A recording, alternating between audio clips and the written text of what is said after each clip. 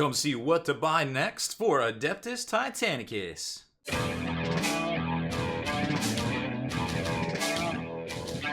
Spiking bits. Welcome back, Hobby Maniacs. Today we are going to take a look at my personal favorite game, Adeptus Titanicus. These are the new releases that we know there's more on the horizon. That these just came out. Man, I'm so excited. I don't even know what to say. So first off, well, let's just start with the basics. Breathe. Okay, so Imperial Knights, the Cerastus pattern. These normally were, forge rolled. They aren't plastic. They are really, really cool looking models. These are $35, just like the Cerastus Knight expansion box. And then, of course, the second Warlord Battle Titan. This one is going to come with Plasma Annihilator and I think it's Aratok. I forget exactly. Arach.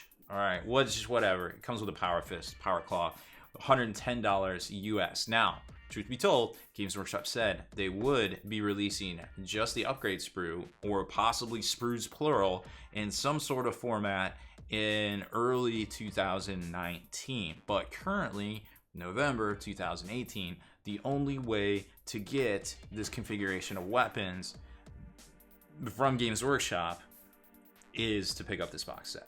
So starting off with the Knights, this is a 2-pack of the Knight Lancer, but we know there will be more. There's at least 2 other configurations, judging by the terminal, the Knight terminal set. This is going to come with some new transfer sheets too for House Veroni and Marquis as well. So yeah, kind of cool. I mean, just like the other, Warlord Titan is coming with some newer transfer sheets as well. This one is also getting an upgrade. No, I don't think so. I think this is the same one. Ah, man, now I gotta go dig in. No, I'm pretty sure this is the exact same one, but I will go dig. No, this is Knight Transfer. Cerastus Knight Transfer. I almost know what I'm talking about. So these are new. Okay, well, there you have it. Breaking. New. All right, so this box set here is going to come with 2 of your Cerastus Lancers on sprue that have to be configured in a particular way, it appears. 50 mil bases. Didn't realize they're going to be on 50 mils. Now I have to go back and rebuy some of my resin bases that are already painted. Because remember, the Knights are on 40 mil. So here's the instructions. Like I said, they are set in a certain way because the legs are already pre-assembled. But for the most part, they look pretty dynamic and cool. And it looks like they pretty much go together straightforward. I like that the wiring is a little bit bigger, and it seems like it would be easier to attach because the Reaver wiring was kind of a pain in the butt, to be quite honest. The heads themselves are multiple pieces except for one of them, it looks like, which is it 3-3 or... let's see.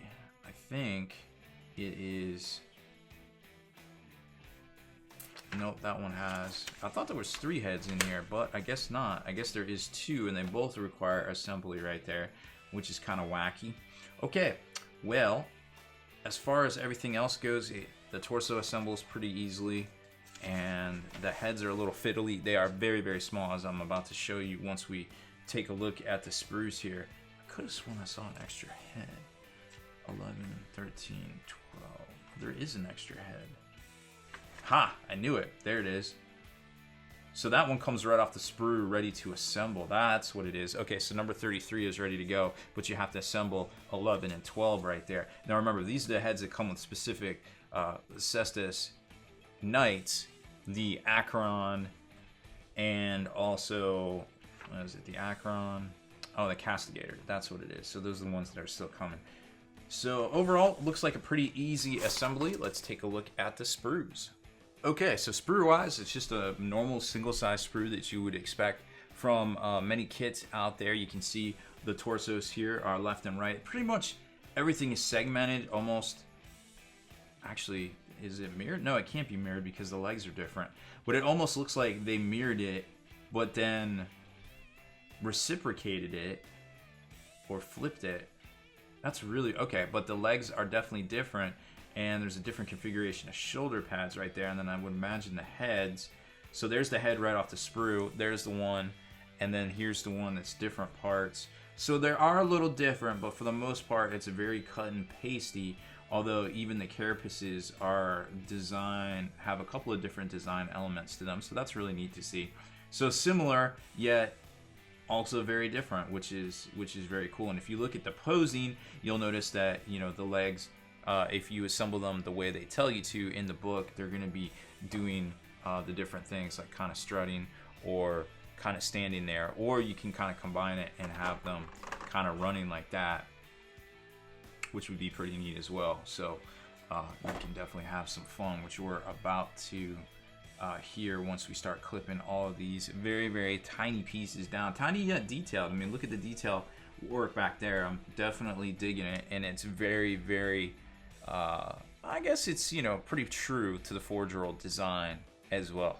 Now, once you get this guy together, he is actually pretty cool and looks very, very neat on a 50 mil base. He's similar in size to, I guess, like a Centurion or an Aggressor for Warhammer 40k. There he is compared to an Orc boy, and here he is compared to his compatriot, Mr. Tiny Knight. So Tiny Knight is the tiniest of all knights right now currently, and this guy is a little bit bigger, but very true to his form, very dynamic, imposing, and a lot easier to put together than all of the resin from Forge World as well. And here, one more comparison. Here's how he compares to the mighty, mighty Warlord. Please forgive his nakedness because we have started painting all of the armor plating that is going to go back on him. But there he comes up, definitely comes up to the crotchal area right there, which, hold on, let me look over.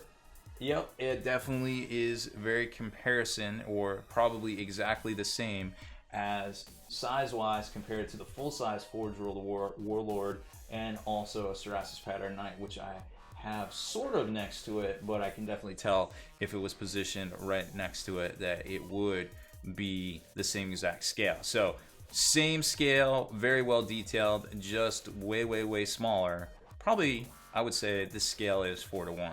So a quick caveat, if you're trying to get the rules for these guys, you're going to have to buy the Cerastus Knight Banner Terminal Upgrade Pack, which is $15. It's direct order only from the US G-Dub store, or I guess you could direct order it from your friendly local game store as well. Now, rules-wise, once you take a look in here, they're 10 points more just base for these guys. They have a 2-inch speed increase. Their command is 5 instead of 6, like the Questoris. The Lord Scion, remember, allows you to have +2 to that. They have an extra structure point, and they have a lot of weapons right here available to them as well.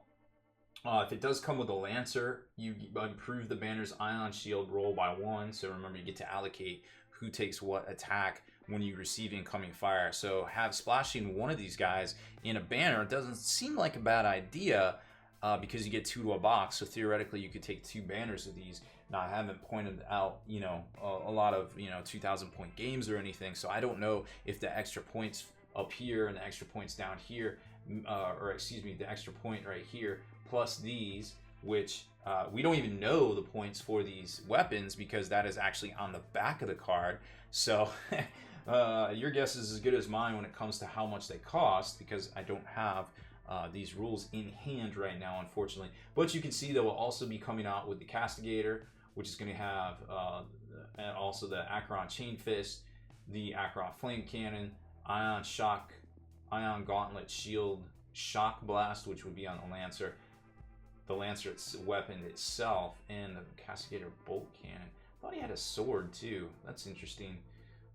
Maybe that's just on the back with just a basic profile or something like that. Maybe it just counts as a Questoris melee weapon, or I'm not exactly sure. I didn't even think about that, but we haven't seen it yet, so it's really hard to say at this point. So rules-wise, they seem solid with their movement and the ability to possibly move twice, depending on which command you give. They could close the gap with the Shock Lance being strength 8 and heating on +2. Remember, once you get inside that 2 inches inside Void Shields, you're hitting straight on body damage against whatever you're going at. And remember, called shots are -1, not -2, once you're actually inside that melee range. So not only do they not get the benefit from Void Shields, but you're also only -1. So you're actually a net +1 with a weapon skill, because you will be there, of 3 So you'll be +1 at a 2 up, hitting with 2 dice at strength 8.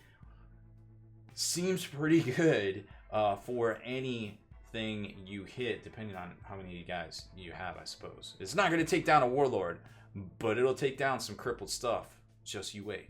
Next up is the new Warlord Battle Titan with all of the accessories. Now there is, quick caveat, there are additional weapons that we know you are able to field. I feel like those perhaps may be the ones that they were talking about in that live stream that will be coming as perhaps resin upgrades from Forge Roll, because I really don't personally see them putting out a whole nother Titan kit to, you know, after the backlash they got talking about this one where they said, hey, no, we're going to relent. We're going to backpedal, y'all. We reserve the right to backpedal at all times. We are going to put this out as available separately at some point in early 2019. But they also said that they've hired out sculptors to just make upgrade weapons themselves, which may or may not be available strictly from Forge World in resin, similar to how, you know, the stuff from Necromunda, etc., etc. That's all just not exactly what they said, but kind of what they said in their stream. Just throwing it out there. Here is the new, actually this isn't new, this is the existing sheet of decals right there. So there's that. And of course we all know what size banner those are on. I would show you these parts, but we've already showed you the other 2 sprues. The only thing new in this is that weapon sprue right there, which has also been previewed already, but we're gonna take a closer look at it here in a second. Now from the looks of it, we're gonna skip all of this part. From the looks of it, oh, there is a couple of different extra heads in here too. So you got those 2 right there, which look to go together just like the other ones did. And then you get to the section with the plasma cannon here, which very looks to go together pretty easily. And remember, don't glue down this part right here so that you can actually pivot, which we're going to show you here in a second. I would keep those armor plates off as well. Oh, something I forgot to tell you too. The armor plates on the bottom here are actually off on the Lancer, just to be painted separately. But the more and more I look at this, I think I'll just prime it and then airbrush or base coat all of the panels with the base color and then airbrush the fades on that, and then probably have to touch up all the raw metals, which is a little backwards, but on the smaller models that seems to be about the way you have to do things. Okay, over to here. This goes together pretty well. It just looks like you got to remember whichever side you're putting whichever side you're going to fit this on, you need to make sure your exhaust, or your power source is put on the right way. The blasters on the top look to go together pretty straightforward. Again, you might want to keep these armor pieces off if you're going to paint your armor separate. The power claw goes together depending on where you want to put the thumb and what side you want to put it on. It looks like it has a pivot right there, which is cool. And then the standard, this looks like it's going to have the 1mm by 2mm, I believe it was, magnet. 1 mil. Or it's 2mm in diameter, 1mm deep, which we're about to see right here. And then it all goes together, so you're going to magnetize that right there. These points you actually glue into here. So you kind of pick a way that you want it to go, but this will pivot up and down, and this will rotate kind of left and right, kind of like that. Same over here, glue that in right there. There's really no way to kind of pin it so it moves. But now I thought there was a choice. You could do claw. No, you can't do claw. So it's just the fist. Oh no, you do have the claw pieces right there. Okay, cool. So you can figure out if you want just the stubby fingers or you want the claw itself. And then of course, depending on which side of the arm you put it on, you want to put your thumb in the appropriate socket right there, just like the Reaver close combat weapon as well. So all that aside, boom, let's get let's take a look at this. Let's take a look at the sprue first. So there's the sprue. So it looks, wow, that is a ginormous chunk. To be quite honest, let's see if I have it. Yes, I do. So to be quite honest, if you have the full scale one, well, the full scale one, if you haven't seen my my painted gallery, this is the full scale one. So not only did Games Workshop do a swimming job of actually making this true to form right here, because it looks, I mean, it looks just like it, right down to every detail they could kind of fit on there. And even your power sources, you got to pick out which side of the Titan you want it on. But this is literally the biggest part of the Warlord Titan, the one in person. So, I mean, that's really cool to see that they actually did it that much justice and really did a good job on that. Oh, and check it out. There's new armor plates too. Oh, that's really neat. Okay, I hadn't noticed that. So they snuck in some armor plates too and some different front heraldry pads. There's the armor plating. Like I said, depending on how you want to paint it, you might want to keep that off. On this piece right here from Forge World, it's actually part of the mold, so I didn't really have a choice on that. That had to be painted separately, but it was big enough we could mess around with it. And then there's all the joints. You're going to put your magnet right there at the top, and the different hand weapons and things right there. Now, the actual Forge World model itself, let's see if I have the hand handy. Yes, I do. The actual hand is almost the size of a human hand. Well, I guess if the fingers are spread out, it would be about the size of a human hand right there. So didn't opt for the claws, just did the normal hand here. But it's definitely pretty well represented on this, right down to all the little pistons right there on it as well. So I'm pretty thrilled. They did such a good job on this. I can't wait to clip all these pieces down and show you the final product. All right, so we put it together pretty quick for the most part and magnetized everything. Now this is your standard magnetization, the 2mm by 1mm magnets right there. You can get a grip of them pretty much from anywhere. I suggest here in the States, check out magnetbaron.com or themagnetbaron.com. He's got all the goods for your Titanicus stuff, but they just slot in right where the missile launchers will go, and always check your polarities, and you should be good to go. Now, on this part isn't magnetized, of course. Now, right here, they come with 2 of the Sun Furies, and remember, when you assemble it, be careful that you don't glue that part down right there, so you can have like that cool pew pew range of motion as well. Line of sight is drawn from the weapons, but you know, it is what it is right there. Now the rest of the armor plates and such we left off so we can paint them separately, so we have a grip of the armor plates like I said right there, because those are all going to get painted up separately. And then of course the hand-to-hand weapon, which is way bigger than I thought it was going to be. Look at this thing, it is ginormous. It looks so cool on this model. I kind of wish that I had perhaps the extra head and stuff on here, but man, it looks really dope. Like, come at me, bro, right there. Now let's talk about the rules and how I think this is going to play out in Titanicus. So rules wise, depending on how you equip out your Warlord, if you go the conventional way with the 2 Bellicosos and of course the Apocalypse missile launcher, which are great from range, just, you know, keep an eye on your arcs right here.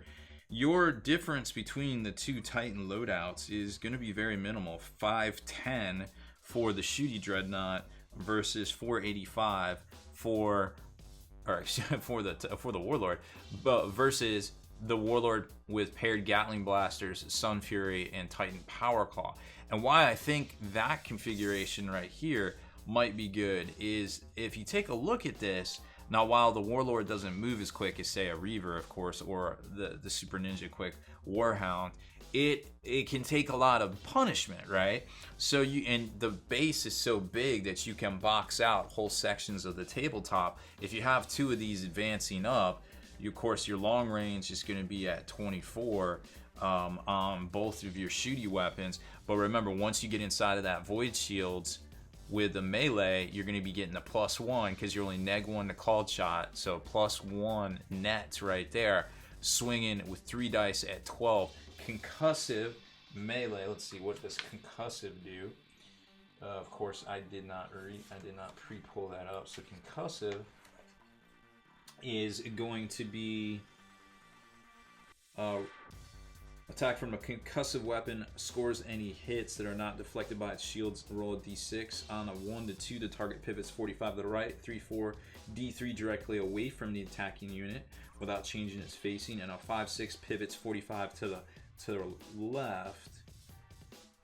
If it suffers catastrophic damage as a result of the hit, roll to see if the Titan is turned or moved before rolling on the catastrophic damage table. That's interesting. Knight Banner suffers direct hit or critical hits from concussive weapon are always shaken instead. Interesting weapon. So getting hit in the face with that. Like Mike Tyson said, everybody has a plan until they get hit in the face with a Titan Power Claw, right? Arc is pretty short. Now, of course, this represents its shooting attack of this right here, so kind of combined all into one. But that's pretty dirty. So this configuration is made for advancing up the field and trying to kind of rush either the battle line or some sort of objectives. Also note, maximal fire right here is going to give you +2 strength, so you'll be shooting at strength 10, but every one rolled to hit advances your reactor. So that could, you know, definitely rolling 4 ones would be pretty bad on a Warlord Titan, because remember, you get down on orange and yellow, orange and red, and that's danger. You do not want to be in that place at the damage control step. So regardless, this seems like a good build for walking up the table, a good build for standing off. I could see it's either one of these or none of these, or perhaps all of these. So having one in perhaps a Myrmidon formation where you have to take 3 warlords wouldn't be a bad idea, but also taking 3 of these wouldn't be maybe not a bad idea either, and splashing in maybe some shooty Reavers or shooty warlords or warhounds as well. That way you can take advantage of your shooting attacks, because once you close that gap, you're going to be hitting with your fists, and the warhounds and the Reavers that you leave perhaps with their shooting will be able to take advantage of any of the shots that drop all the void shields, and perhaps get some kill shots on the non-main targets of your warlord as he closes the gap with another warlord, or another titan, because once whatever you hit with this at called shot at strength 10 with 3 dice, potentially re-rolling, perhaps depending on what traits and things you take, could be very, very devastating on an already potentially crippled and or even a full strength Warlord Titan. So it's going to be very curious to kind of see how this goes in this new change or new shift in the meta goes, now that we actually have the weapons and people can kind of, you know, play with it and get a feel for it. So definitely seems like the new Warlord Titan as well as the Lancers here are going to give you lots more punch up close than we've previously seen from Adeptus Titanicus. So that's it for this one. I hope you enjoyed our unboxing and build and magnetization of the new Titans. Make sure you hit that subscribe button and turn on notifications so you can be the very first to like and comment on all our videos. Beep, beep, beep, beep, beep, beep. Spiky bits.